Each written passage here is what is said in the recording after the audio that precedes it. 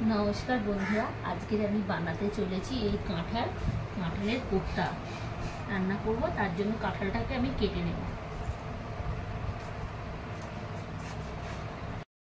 আমি কাঁঠালগুলো কেটে ছোট ছোট করে পিস করে ধুয়ে নিয়ে এসেছি। এবারে এই প্রেসার কুকারে অল্প জল দিয়েছি, আবার এইগুলো সিদ্ধ করে নিতে হবে। এগুলো আমি ঢেলে নেব আর পরিমাণ মতো নুন দিয়ে দেব, মানে এই কাঁঠালের মধ্যে ঢুকবে। আর এই পরিমাণ মতন হলুদ দিলাম আর একটুখানি তেল দেব, দিয়ে 3টে সিটি দেব, বেশি সিদ্ধ করব না।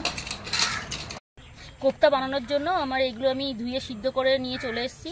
আলুও সিদ্ধ হয়ে গেছে, তাতে বেসন লাগবে আর পরিমাণ মতন একটু নুন লাগলেও লাগতে পারে।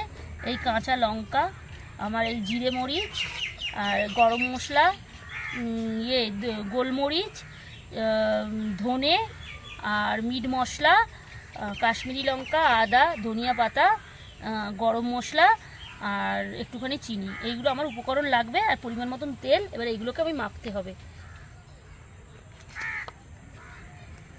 এই মশলাগুলো আমার এক এক করে এতে দিয়ে দিতে হবে।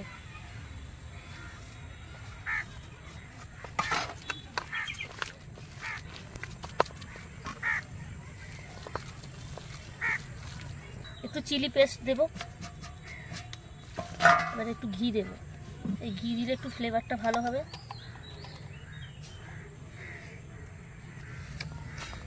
একটু বেসন দেব পরিমাণ মতো,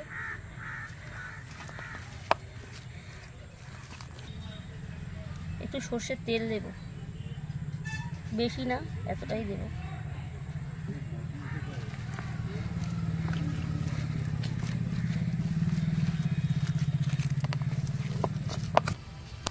প্রথমে কাঁঠালগুলোকে লেচি কেটে নিয়েছি লুচির মতন, গোলও করে নিয়েছি কিছু কিছু। এবারে এইটাকে শুধু হাতে দিয়ে হয়ে গেল।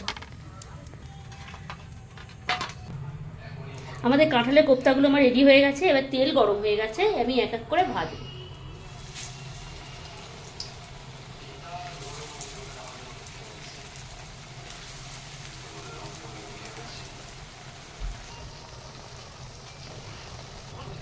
আমার কোপ্তাগুলো ভাজা হয়ে গেছে, এক এক করে তুলবো।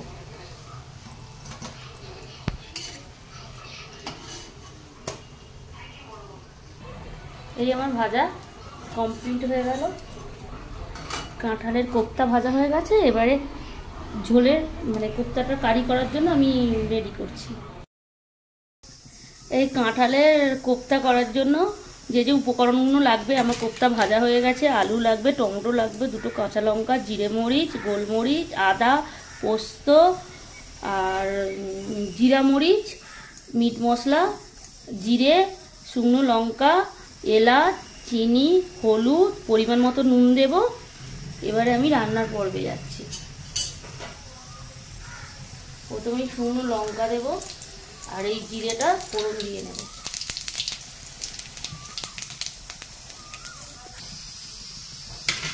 একটা তেজপাতা দেব ফোড়নে।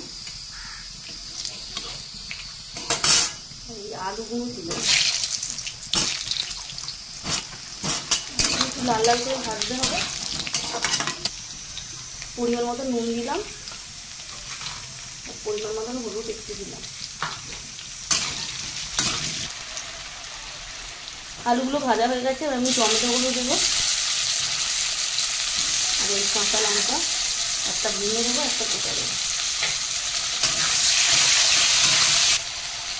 আলু টমেটো আমার কষানো হয়ে গেছে, ছেড়ে ছেড়ে গেছে। এবার আমার যে মশলাগুলো আছে সব আমি দিয়ে দেবো।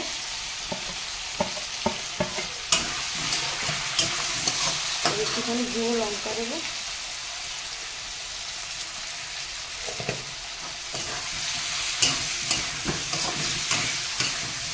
মশলাগুলো দিয়ে বেশিক্ষণ কষাবো না, একটু জল দিয়ে দেবো। এই গরম জল অল্প একটুখানি দেবো।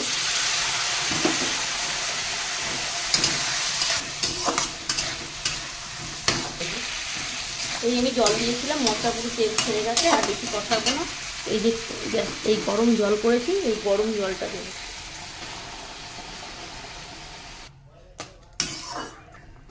ঢাকনাটা আমি ঢেকে দেবো।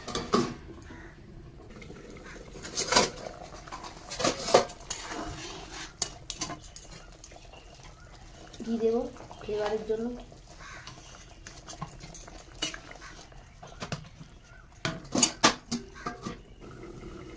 ঢাকনাটা খুলবো। এই যে আমাদের কোপ্তাগুলো এবার দিয়ে দেবো। তরকারি ঝোলটা রেডি হয়ে গেছে।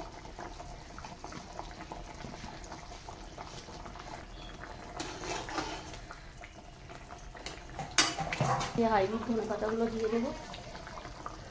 এই আমাদের কাঁঠালের কোপ্তা পুরো রেডি।